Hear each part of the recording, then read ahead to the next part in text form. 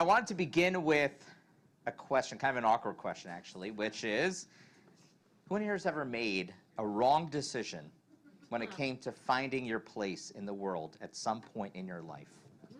Every day. Anyone? Yeah?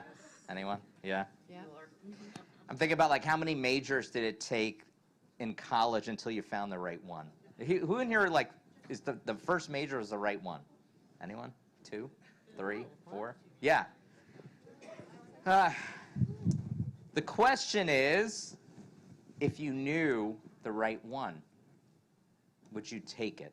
Meaning, if you had to do it all over again, would you have gone the short way or the long way? Because in this week's Parsha, we have this reference to this. In Parshat Akev, Moses reminds Bnei Israel, remember the long way that the Lord your God has made you travel in the wilderness these past 40 years, that God might test you by hardships to learn what was in your hearts, whether you would keep God's commandments or not. And it's a reference to a line in the book of Exodus. When they're leaving Egypt, God says the following. He says, now when Moses let the people go, God did not lead them by the way of the Philistines, although it was nearer. For God said, the people may have a change of heart when they see war and return to Egypt. So one of the things I immediately thought of, and our wedding anniversary is this week. I didn't think about that. What I was thinking about, she's right there. What I was thinking about is going to rabbinical school. When you're, and I started, I think I was 22 or 23. And I was 22. And like 6 years of rabbinical school. When you're that age, that's a long time. And you think to yourself, well, what if I did something else? And I had kind of a panic attack at the time, I remember, as do many of us who get into rabbinical school. You're like, now what? 6 years? And I thought, what if I'm not meant to be a rabbi? What if it's too hard for me? How can I commit to anything for 6 years?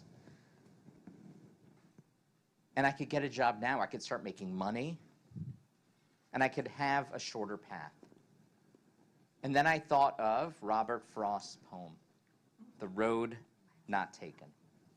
He writes the following. He says, 2 roads diverged in a yellow wood, and sorry I could not travel both, and be one traveler long I stood, and looked down one as far as I could, to where it bent in the undergrowth, then took the other side as just as fair, and having perhaps the better claim, because it was grassy and wanted wear.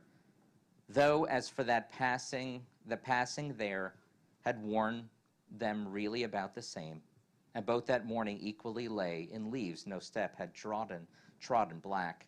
Oh, I kept the first for another day, yet knowing how way leads on to way, I doubted if I should ever come back. I shall be telling this with a sigh, somewhere ages and ages hence. 2 roads diverged in a wood, and I took the one less traveled, and that has made all the difference. So the poem, what's the poem about? It's about, he has a fork in the road in life. And he knows that if he goes down one, he can't go back. Like, this is it. This is the moment. And he took the road less traveled, and that one has made the difference in his life. That's what he says. But he only knows it at the very end. So I thought about the roads that we take in life, the ones that are short but are actually really long because we never get to the right place. And the roads that seem long but are short in the sense that it actually leads us to the destination that we want to get to. The problem is, what if you take the wrong road? Are we stuck?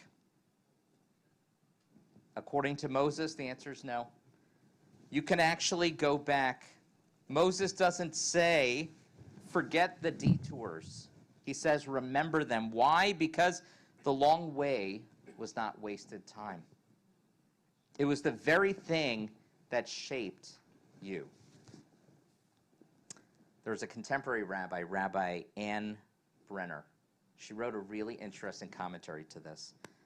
She reframed it as, maybe God doesn't send us hardships as he says, but life tests us, and those tests can open our hearts if we let them.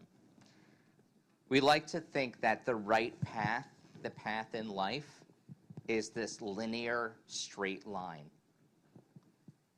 And oftentimes, we think that when we detour, something went wrong. That something's wrong with us, maybe even. But I think that sometimes we have to make some wrong turns in order to find the place where we want to be. Some of you may be here on that journey, this Jewish community journey here. Maybe some of you are shul shopping, as we say. Maybe you've been to different synagogues, different approaches to Jewish life. And maybe you stepped away for a while and now you're back. Maybe it's been a while since you've been here at Shari Kodesh. Like the Israelites in the wilderness, we've all been searching for a place to call home. And that search, the detours, they're not wasted time. They're the wilderness moments that form us. They clarify our values. They prepare us to appreciate what it is that we want to do once we arrive. So this Shabbat, let's all celebrate that we gathered here together, that we found our place, that the long, winding, beautiful journeys that we've taken all brought us here tonight together. Wishing you all a Shabbat Shalom.